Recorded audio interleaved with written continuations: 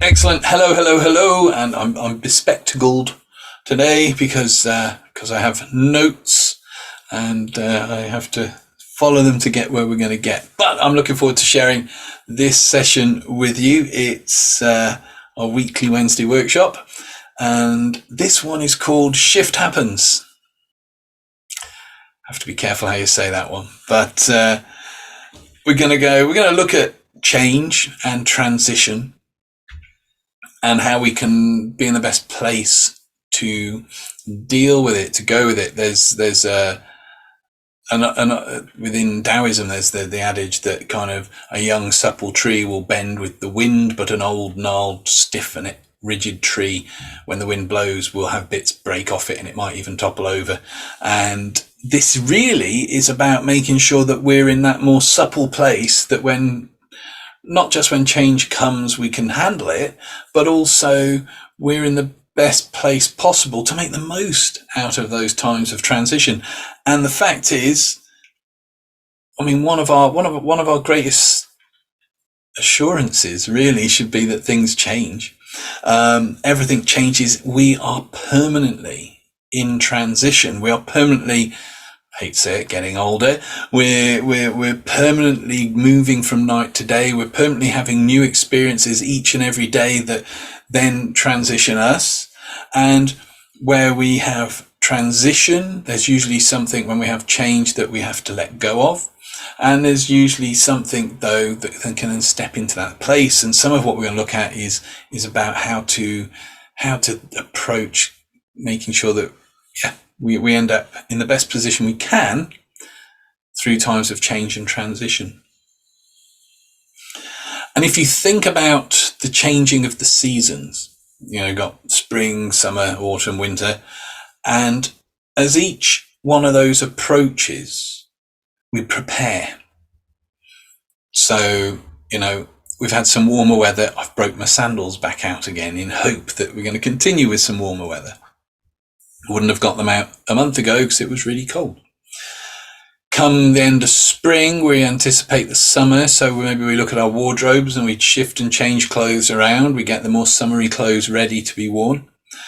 And vice versa, at the opposite end of the year, as we go from autumn into winter, we're looking at taking the clothes that we have and wrapping up warmer. We're looking at where's those drafts been coming in through the windows in the house or whatever. We're preparing. Whenever there's a transition in the season, our behavior has to change. And so if we allow change to just come flooding through our lives, which, as we said, is an inevitable, but we don't change our behavior and evolve who we are, we can struggle with that change.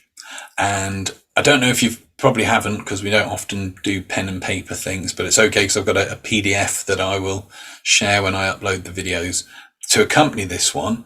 But there are 7 questions that you can ask yourself at any time or any kind of change or transition in your life. Even from the beginning of a week to the end of a week is a transition. It's a change. You're not in the same place. So each one of these is about building our self-awareness. It's the true purpose of mindfulness. It's to boost our self-awareness, to be mindful of who we are and how the world outside of us is affecting us and how we're responding to it. And the first question, it's got several parts really, is where am I? Where am I emotionally? So if we're aware that change is coming, if we're aware that we're going through a time of transition, especially if it's a bigger time, where am I emotionally? Am I in a good place? Could I be in a better place? Where are my emotions in relation to this? How am I physically? Am I physically in the best place and position I can be to deal with whatever I've got to deal with? So, for instance, if you were moving house, then maybe getting a little bit fitter on the build up to it, a bit more exercise might be a good way to prepare yourself when you're having to load everything into boxes and shift and move stuff. On the other hand, you could look at it and go, well, physically, it's going to be a challenge.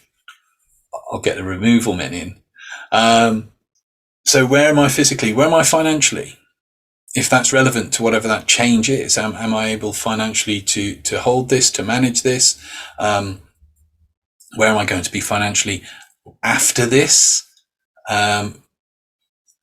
Relationally, so in my relationships to other people, again, if we're moving house, have I got friends that I can call on that are going to help? Or if, whatever that change in that situation is, what are those what are those relationships like around me? And also at times of transition and change, if I'm going from one chapter in my life to another, who do I want around me? Who do I want? Are there people around me at the moment who, with every will in the world, are not helping make my life better? Are they holding me back? Are they dragging me down? And as this is a time of transition and a time of change, do I want those people there in this next phase, in this next chapter? That's okay. Don't worry, Claire. It's perfectly fine. And finally, spiritually, am I spiritually where I need to be to deal with this transition and this time of change? With each of those comes the follow on of, okay, where do I need to be? So it's bringing into our awareness. So we can look up for that, and we might find that emotionally, physically, financially, relationship-wise, and spiritually, we're in a great place, ready for this change and transition, and that's wonderful. It's probably going to be a rare thing that all of those things fall into place, but by looking at it and being aware of those things, asking ourselves those questions, we can adjust what we're doing or work on ourselves a bit to get to the best place possible to handle the transition and change, whatever that is. Like I say, it could be a minor thing, it could be a change in job, it could be a house move, or it could be some other bigger part of life. Secondly, what part of me, as I go into this time of change, this time of transition, do I need to let go of? What part of me do I need to let go of?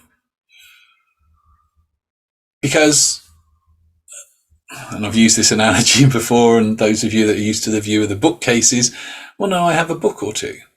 And if I, at the moment, want to get some more books, I have to clear a space. So the old stuff has to go to let the new stuff come in. And if we're transitioning, we're going through a time of change, we're going from the old to the new. What part of me do I need to let go of? And it's a great opportunity to look at how we've been living, how we've been doing, what attitudes and ideas we have that have maybe held us back, limited us, and say, do I need those? Are they part of this next part of my life? And if they're not, that's the bit you need to let go of. What do I want to be in this next chapter? If you're going through a time of change, you're going through a time of transition, like I say, change and transition is constantly happening. It never stops. But we very rarely consciously go, well, who do I want to be in this next chapter? So taking some time to go, this is what I'm going to let go of about me. Who do I want to be? Do I want to be a more confident me? Do I want to be a more at peace with myself? Do I want to be more successful? Do I want to have more money? Do I want to simplify my life and be somebody that lives a simple life? Asking yourself, what do I want to be in the next chapter? And off the back of that, in what ways do I need to improve and develop myself? So as I go into this new chapter, into this new part of me, I can be the best example of myself that I can be.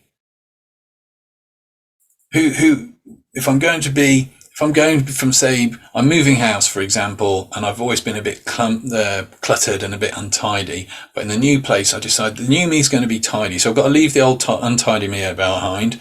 Physically, that's not a problem. Emotionally, it takes a bit of self-discipline. Financially, it doesn't raise an issue. Relationship-wise, isn't an issue. Spiritually, it's just going to be better for me if I'm living in a tidier space. So, but if I haven't got the habits that help create a tidy space, if I've not got that organization, if I've not got that focus and self-discipline, then maybe before I go into this new chapter, through this transition, maybe I need to improve on that. Maybe I need to read a book on how to build good habits, or there's quite a few books on kind of wellness and housework, or, there's lots of different things that we go, okay, well, if the new me is going to be more out there, more confident, then maybe I need to read some stuff on confidence, or maybe do some confidence work to build that up. So that's question 4. Question 5, when you've identified that place you want to be in, that place you want to be at, what you need to improve, what you need to learn, what you need to develop, what you're letting go of, when you've weighed in with all the physical, financial, emotional levels of everything, how do I get to that place that I want to be in most effectively? How do I get to that place most effectively? So a time of transition, I want to be, going forward, I want to be somebody who's more outgoing, more confident. I want to be doing more socially, for instance. How do I get to that point where I can do that most effectively? Usually effective is simple. Simple is the way forward. The simpler something is, the more likely you are to get to the end of it and achieve it. But how do I get to that next point most effectively? Question number 6, I'm about to say chapter 6. Question number 6, going back to the whole relationships thing, who do I want alongside me in that next chapter? Who do I want alongside me in the next chapter? Who's been holding me back? Who's been weighing me down? Who doesn't contribute and enrich my life? No one says we have to keep people with us all the time, and we don't. It doesn't have to be. When I used to run stuff, it used to puzzle me. People would kind of want to leave a group or something, and there'd have to be a drama about it, rather than it just being yeah, that's great. Go do your thing. It's wonderful. And but who do I want beside me? And that's not just I'm just talking friends or family in that context. Could be slightly relevant for Sally here. Could be you decide that once you get into this new place, you've always wanted a pet, so you're going to get a pet. So you want a pet there, whether it's a fish, a cat, a dog, giraffe. Big tall ceilings for giraffes. Who do I want alongside me in that next chapter? That can also be from a learning and growth perspective. So maybe there's somebody whose work you've always wanted to go train with and learn some stuff from, and you go, right, in this next chapter of my life, I'm going to be doing this, and this. I'm going to be this person, and I really want to be learning and studying more from the teaching of, I'm going to say Anthony Robbins because he's one of the ones up there. First one that came to mind, and doesn't mean he's going to be there in your living room. But it means that part of the plan for the change and that transition is that once you're in your new place, for instance, you're going to start buying his books and reading his books, watching his online seminars and talks. He's not with you, but he's still influencing your life. And the 7th question, what are my reasons to change, and why is it imperative that I do so? And the fact is that change and transition, as I said before, is happening all the time. It is going to happen. But by being more aware of ourselves at any point of transition and change, we can look at our reasons. A great reason is because I want, this, where I'm at's good, but I want where I'm going to be even better. I want to be a better version of me than I am now. This is good enough. There's always something new. There's always something that can be better. And so using these 7 questions at times of change and transition, or even just, we're heading towards spring. Daffodils are appearing, snowdrops are in, leaves are appearing on the trees. Thinking of the summer, it's a time of change and transition. Who's the me I want to be then? Am I physically where I need to be for that? Am I emotionally where I need to be for that? Preempting the fact that there will be change and transition, and then working with ourselves allows us to move with that change, to flex easier with that change because we're aware of it. It doesn't smack us in the face, but also it allows us to work with that energy of change and come out in a better place. Moving forward, as I said, change is inevitable. Shift happens. You can tell I'm pleased with that. It came to me earlier on, yesterday. I was like, shift happens. Oh, that's great. What else can hold us back? What else can keep us stuck at those times of change and transition? Remember, I said, if we don't flex and move with change and transition, it tends to be more difficult. It can be painful. It can hurt more than it needs to, or it can be more awkward than it needs to. Whereas if we're aware, if we're working with change, we can flow. One thing that can hold us back is our definition of ourselves, how we define ourselves, how we label ourselves, basically. And it could be a really interesting exercise to do, is sit down and go, how do I describe myself? How do I describe myself? Do I describe myself as, I'm going to make something up, as somebody who's scared of the world and doesn't like new experiences? I mean, it's only an idea you're telling yourself. It's only a belief. But if you're describing yourself like that and saying, I'm somebody that's scared of the world and doesn't like new experiences, I mean, as a definition for yourself, that's pretty limiting. And it's only an idea. It's only a belief. And beliefs are just ideas, and we can change ideas. We can change ideas very, very quickly.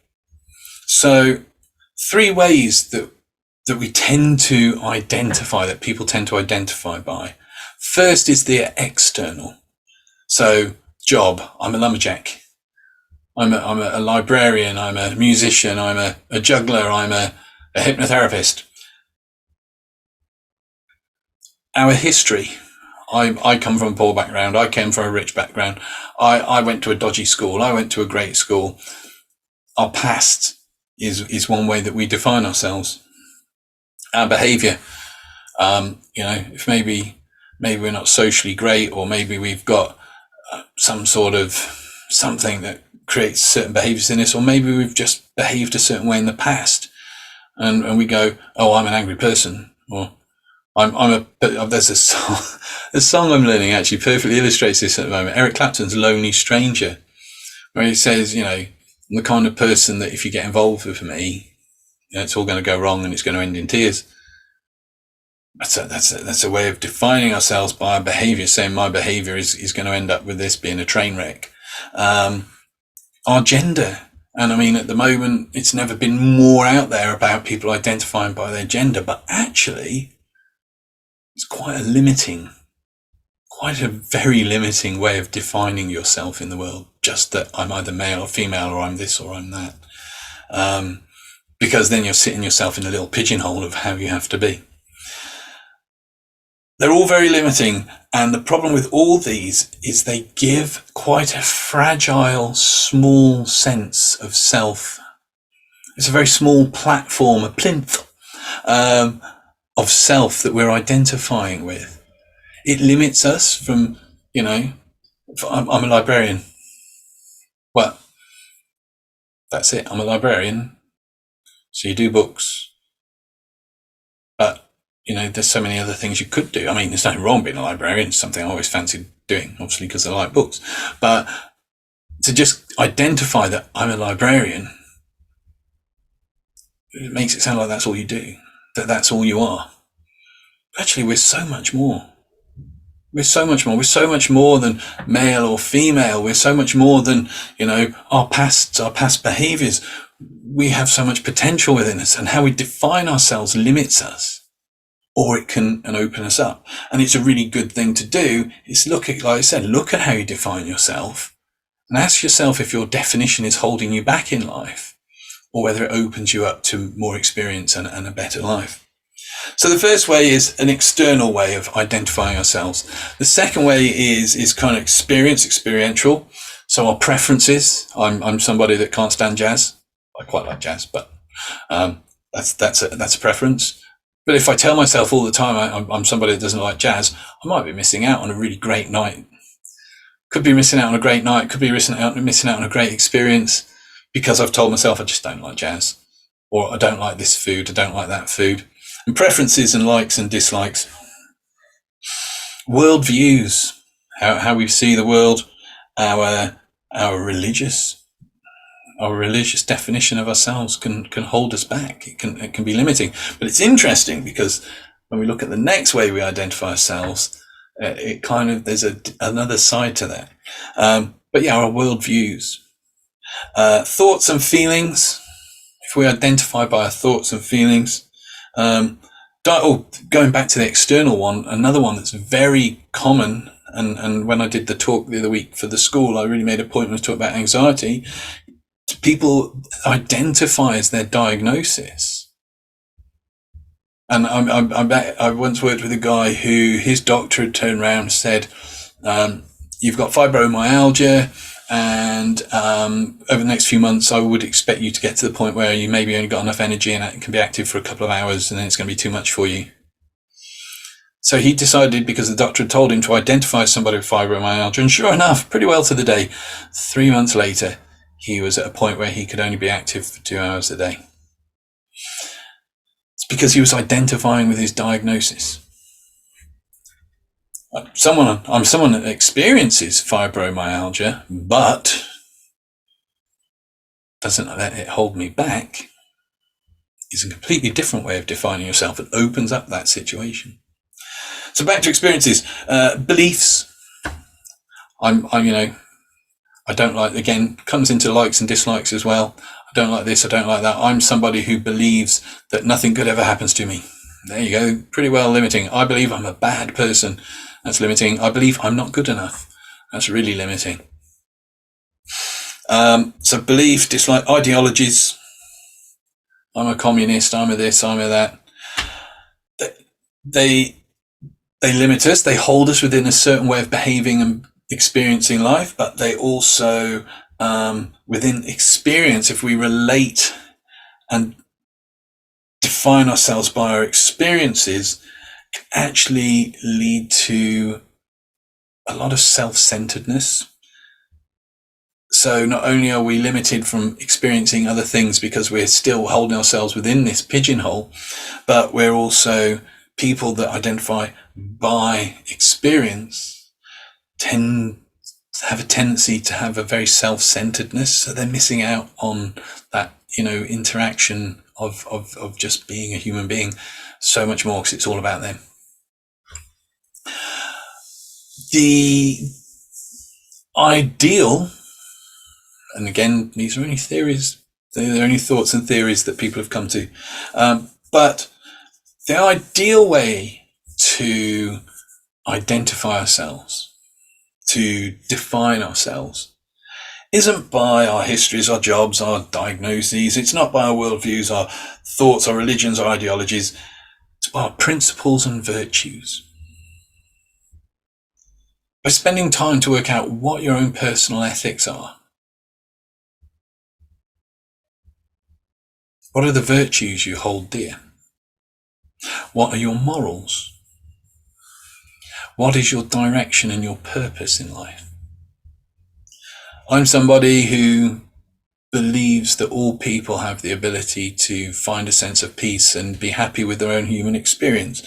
I'm somebody who finds that actually points me in the direction of the work that I do now, and is my purpose. I want to help as many people as possible get through those limiting boundaries that we have put upon us and that we put upon ourselves, to experience life more fully and to be more happy and at peace and to just enjoy being who they are, rather than this conflict that we're battling with that keeps getting thrust upon us from the outside world. Another thing is, as far as definition, is being somebody who sees that there is a divine element to existence. That's whether that's God, whether that's love, the Tao, whether it's the source of life, the universe. But people who tend to have a belief in that, but not necessarily structured within a religious form, tend to be more open to growth, to expansion, to explore. Because I'm going to use an example of years ago now. I was in Shrewsbury and I had a 45-minute conversation with a guy. Initially started, he was I might have told this, I don't before. He was a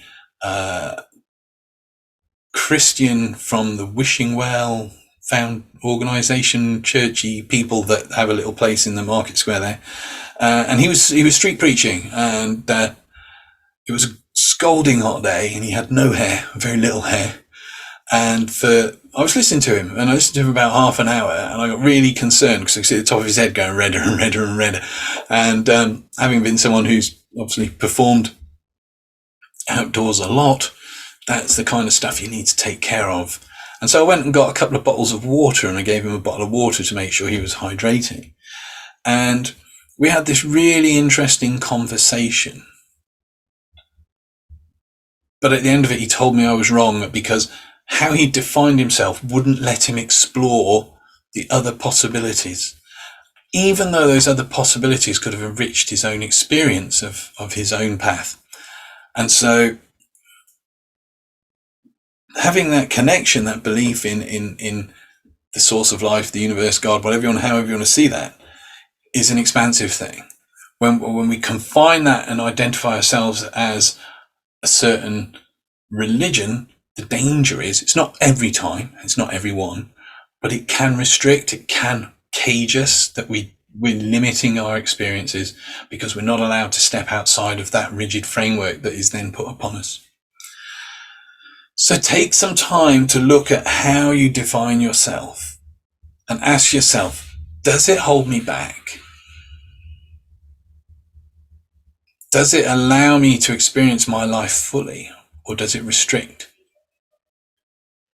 And there's a friend of my mum, she's getting on a bit, and she's had a whole ruck of health problems. I know she didn't get out of the house that much now or anything because of it. And she was listening to one of the videos I do, and they go, and I was going, oh, it's all right for Rob, he's not stuck in the house 24/7.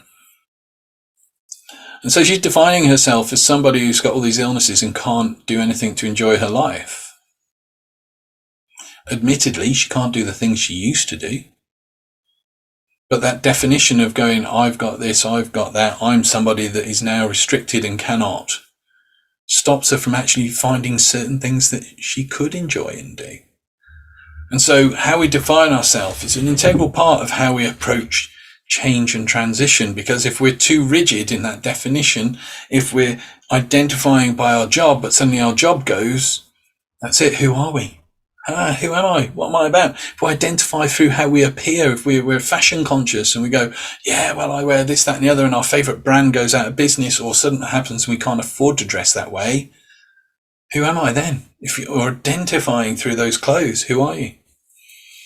If you, and you see this as a conflict when I'm talking to people, when they have come to me for help with different things, that they will, there's a moment for some people where they realize that, one, they believe they can make a change, that they can feel different about something or experience something differently or be free from pain. But the moment they realize that, there comes a conflict because they've been identifying themselves as their problem. And if you take that problem away, who are they?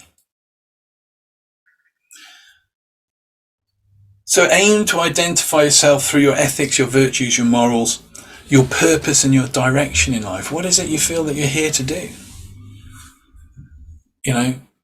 Personal growth, becoming every day a little bit better than I was the day before. These are all good things that encourage expansion. Whereas just going, this is just me, stops us expanding and living a fuller life. And so that's something else when you're thinking through those 7 questions to take into account, is how how you're identifying, and at times of change and transition, does the way you identify make that change and transition more difficult for you? In which case, how you identify is just an idea that you are this. Probably not. But the idea is enough to make you act and behave that way. Change the idea. Okay, so I've always been, I shouldn't do. I'm going to be honest. I'm going to say there's a guy in town here. He's a lovely bloke. He's a bit of a character. He's a bit strange. A lot of people are a bit wary of him, but I get on really well with him. But he has collectively been nicknamed God's Goblin because he does look a bit funny, like he stepped out of Lord of the Rings or something, and he's very, very religious. And when I first met him, I got chatting to him about his belief, and he'd been kind of tied up in the kind of more Church of England kind of old school way of doing things. And it wasn't serving him. It wasn't giving him that connection and expression of what he felt that connection to God was.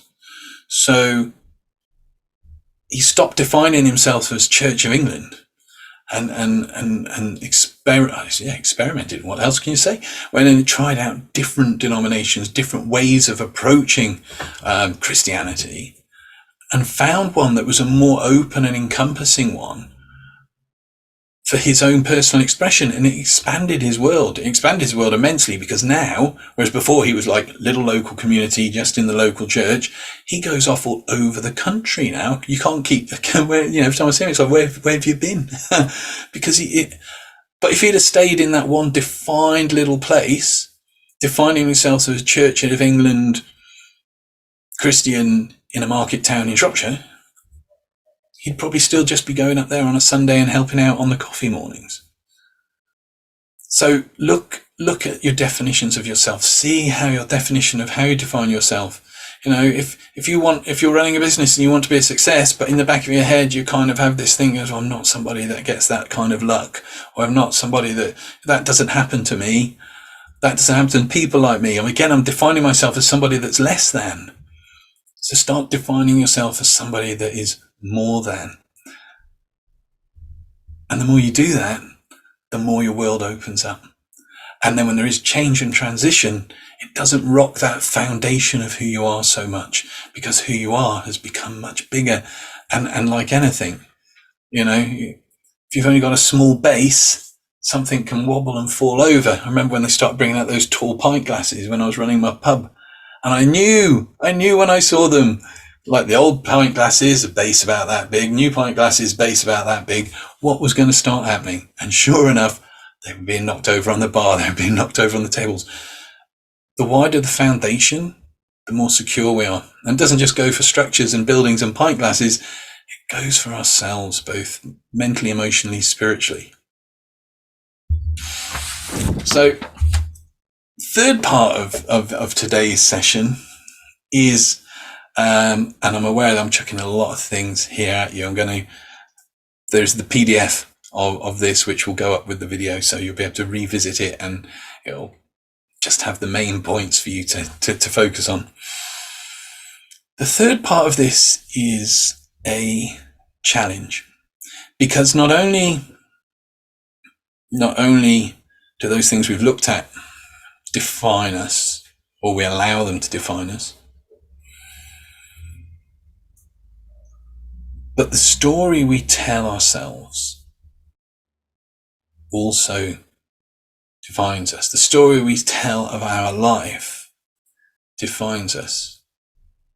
You can see some people who have health challenges, and they're identifying their story as, I was sickly when I was a kid, and then I got this, and then I got that, and I'm just a sickly person, and then I got to 20s and I got this, and the whole of that story is about all these illnesses they've acquired.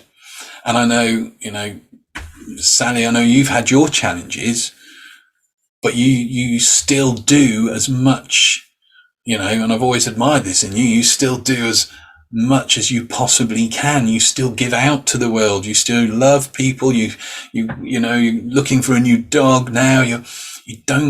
Your story has challenges, but you're not identifying as those challenges. And that's commendable. It's a wonderful, wonderful place to be. Even though there are those challenges. But the stories we tell about who we are, where we've been, and where we're going shape our experience. The past is the past, and it will have had its influences on us. It does. Whether we've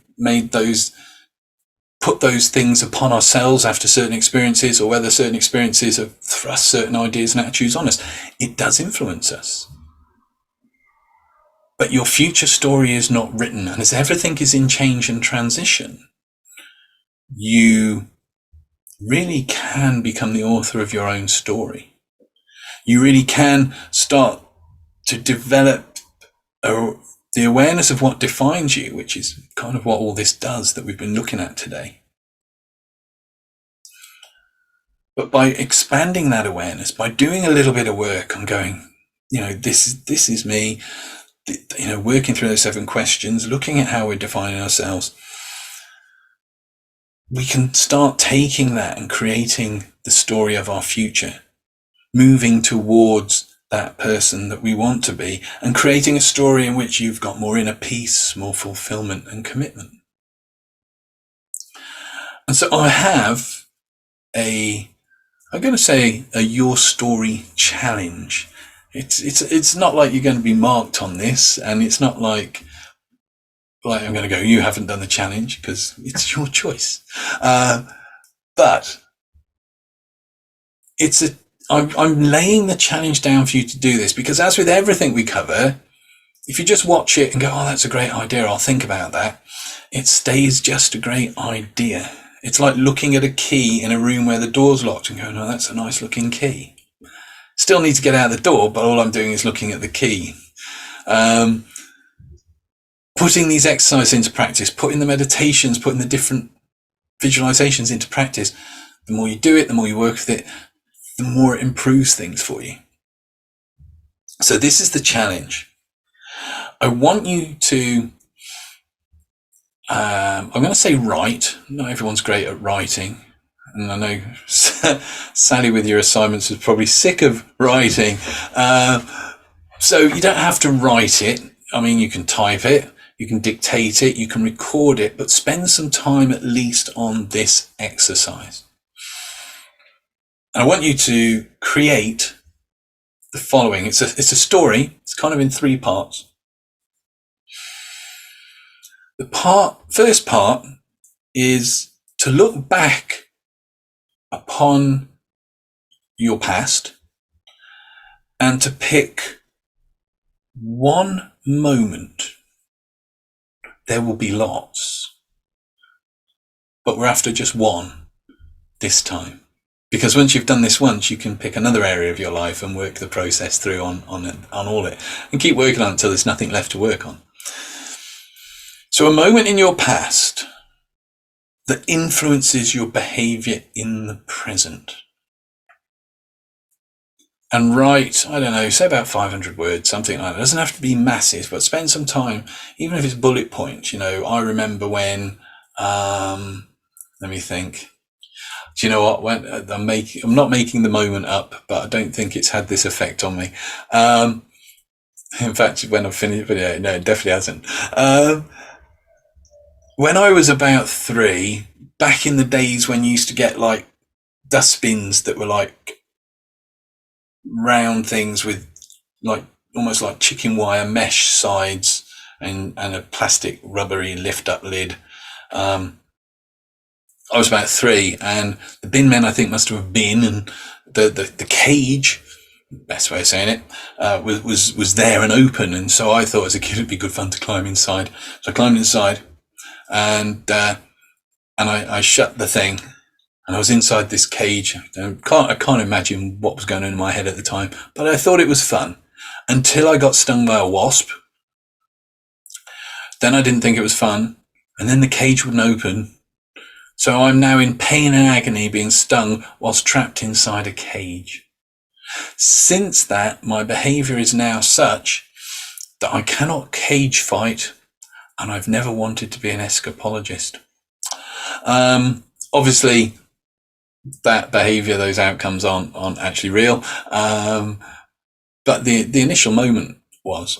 So we're looking for something in our past, just one moment where whatever that was has an influence on how you behave now. And then one lesson, write about one lesson that moment in your past has given you. So that's part one. A moment in your past and how it influences your behavior in the present, and a lesson from that past. Second part of this is to write about the present. How a behavior you have now impacts on where you want to be in the future. So it might be, I don't know, I come up with something again for myself. I love books, as we know. Maybe I really like the idea of 10 years' time being able to run my own bookshop,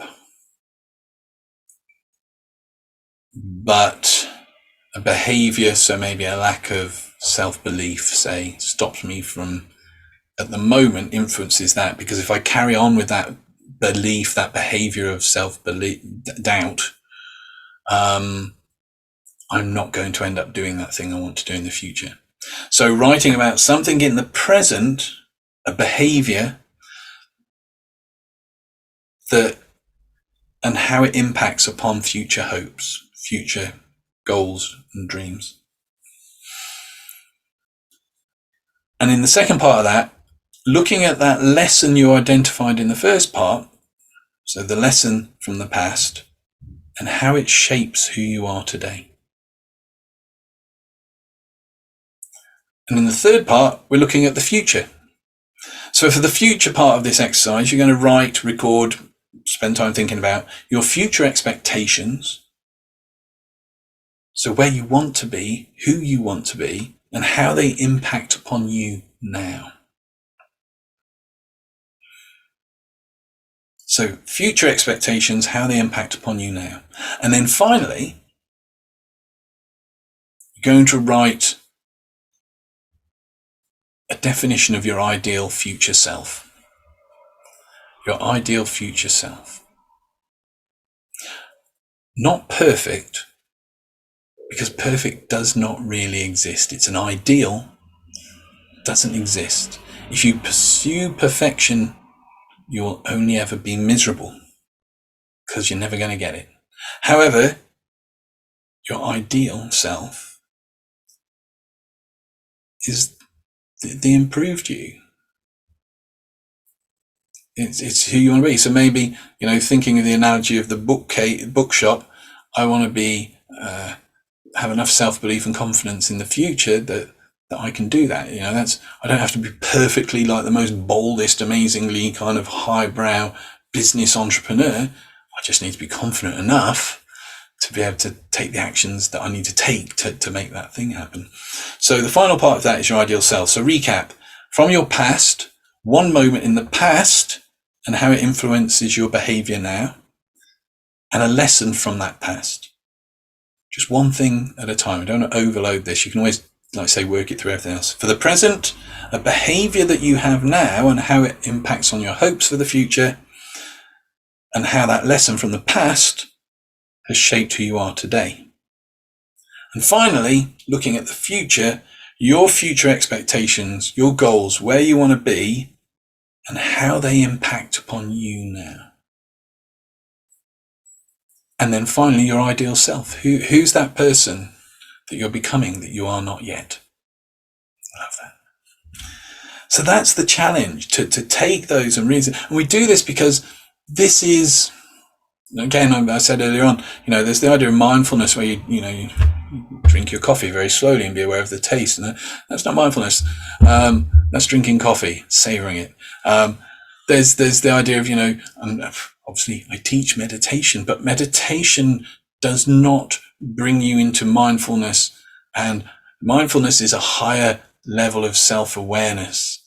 Actually, the best and quickest way to get to that is to ask yourself questions, to look at how your future, your past, and your present all interact, to be able to then make the best choices and decisions from a point of mindfulness that allows you to become that person you want to live and have a life that is filled with more contentment and more inner peace. So that's the challenge for you, whether you choose to do it this week or at the weekend, or whether you kind of save it for a point in the future where you know there's a time of change coming. So I think I'll work through this workshop again.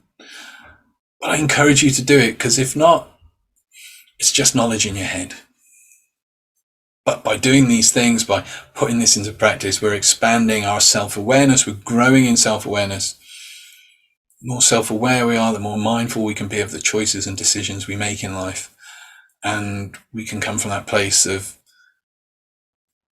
our true self, rather than kind of the more unconscious, non-awake self. Fabulous. Right, we're going to move into a new backdrop, by the way, nice and colourful. Hopefully. Into our kind of relaxation, meditation, hypnosis part of the session there.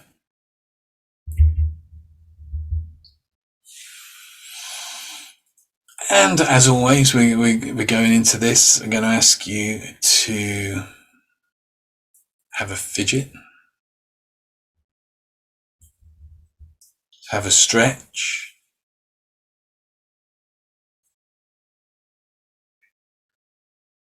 get comfortable.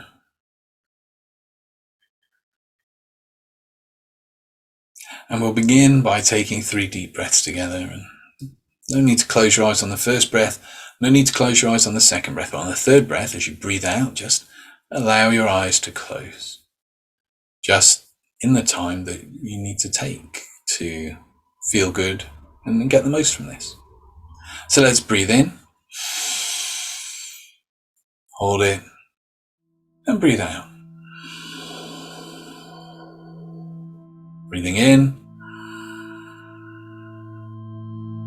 Hold it. And breathe out. Breathing in. Hold it. And breathing out, allowing your eyes to close gently. And return to your natural breath.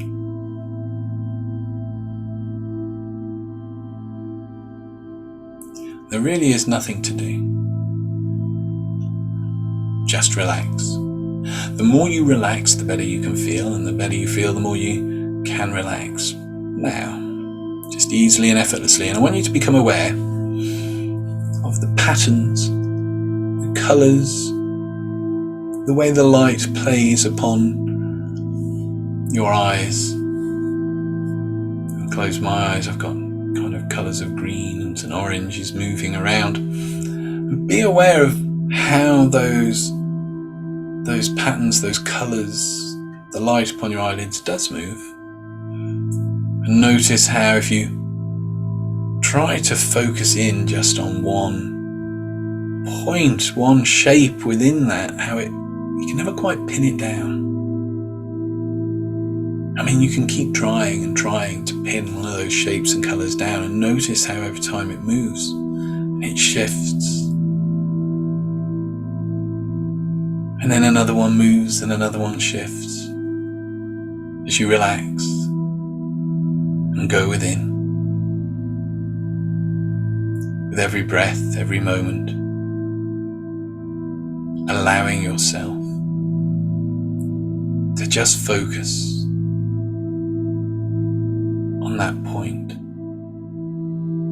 that place that allows you to let go now, even more easier than that, and a lot more than this. Now letting go, relaxing. And it's good to relax and to focus within, because Focus can take us to so many places, and when we focus upon one thing, it's as though the other things for a while can disappear like thoughts. Trying to have a thought, wondering what that thought might be, the more you try to have it. And I wonder just how quickly the mind can begin to be noticed to be still.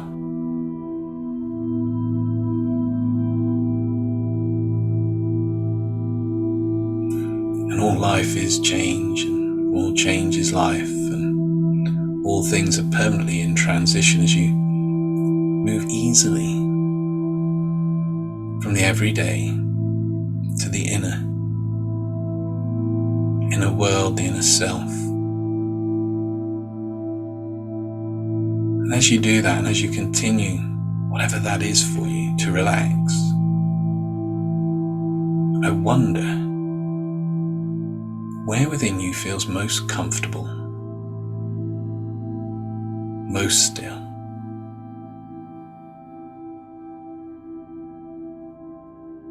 As you become aware of that place and that feeling of comfort and stillness, allow that feeling of comfort, of stillness to spin and flow within you, to move within you with every breath you take, and every word that I speak, just deeper, drifting down, drifting up, drifting out and then back all the way within.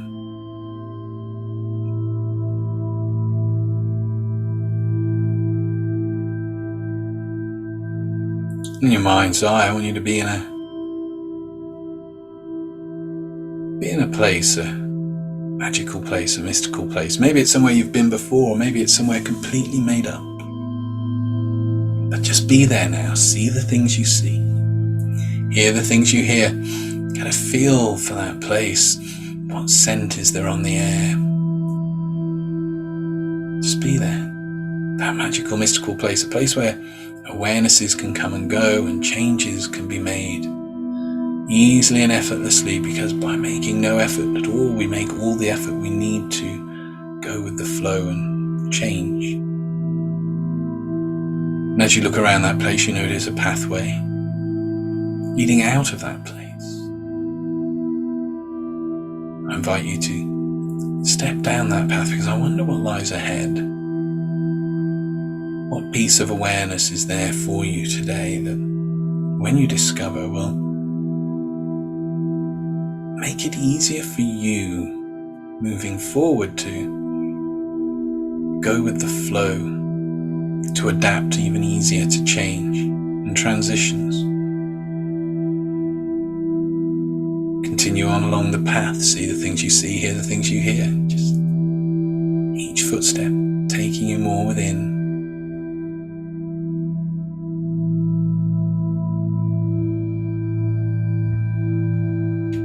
And up ahead you notice a hedge. I wonder, is it a prickly holly hedge, or is it a hedge filled with may blossom? Or is it a winter's hedge, just with the ivy and the red berries? Whatever kind of hedge that is, you follow it along now. Up ahead there's a gate through the hedge. What is that lies further on beyond that gate that will allow you to expand your awareness, to be able to go with the flow and adapt to change more easily and effortlessly? I don't know what that gate looks like for you, but notice anything significant.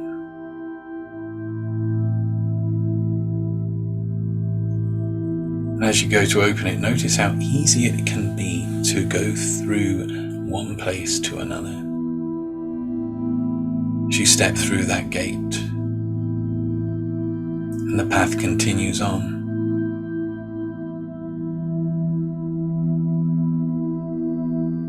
Continues on, and up ahead, you notice how it begins to descend.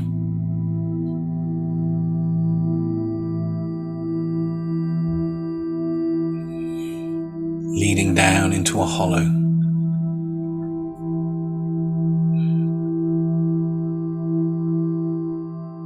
You pause a moment and notice that in the center of that hollow is a rock. Big old slab of rock.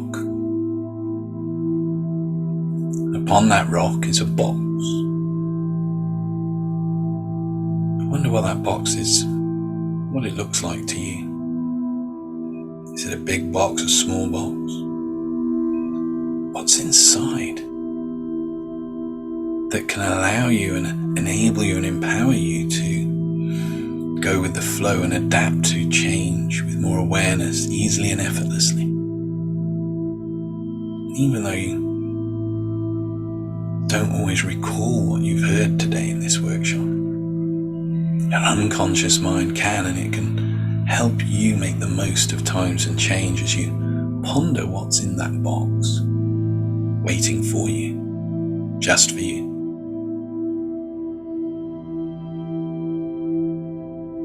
Continue on down into the hollow.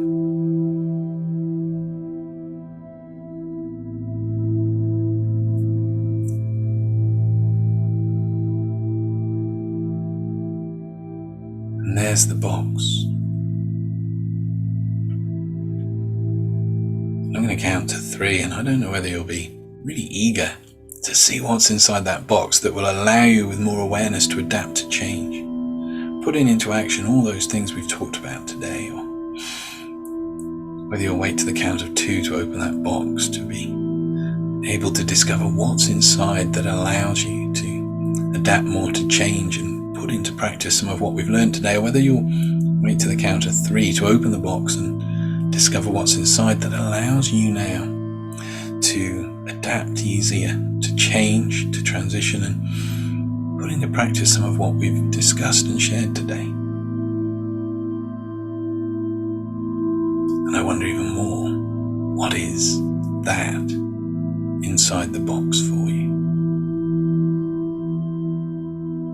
1, 2, 3.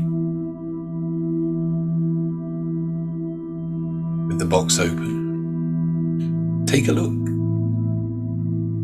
And even though consciously you may not understand what that is in the box yet and how it allows you and empowers you to go with the flow and adapt to change more easily and effortlessly, your unconscious mind, your inner self knows exactly what that is that allows you now, in any time of transition and change, to go with the flow and to be able to make the most of those times of transition and change,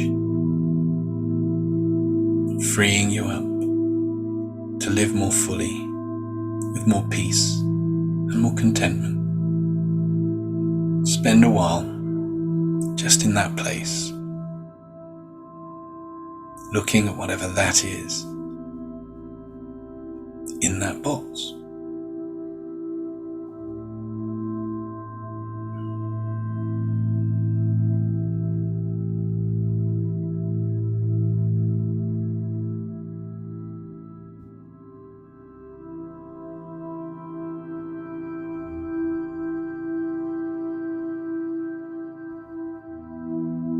That's right. And closing the lid on that box, knowing that that box and whatever's inside is there for you, always. That ability to adapt, to change and transition with awareness, with mindfulness, able to get the most out of times of change is yours. That ability is yours. It always has been. Turning around, you head up out of the hollow, back up to the gate, and you notice how much easier it is to go through that transition from one side of the gate to the other, easily and effortlessly. Back out onto the path, you head back up to that magical, mystical place.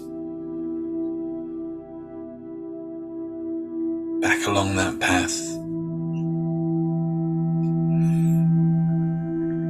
And as you arrive in that magical, mystical place, your awareness of it begins to fade as you become more aware of the sound of my voice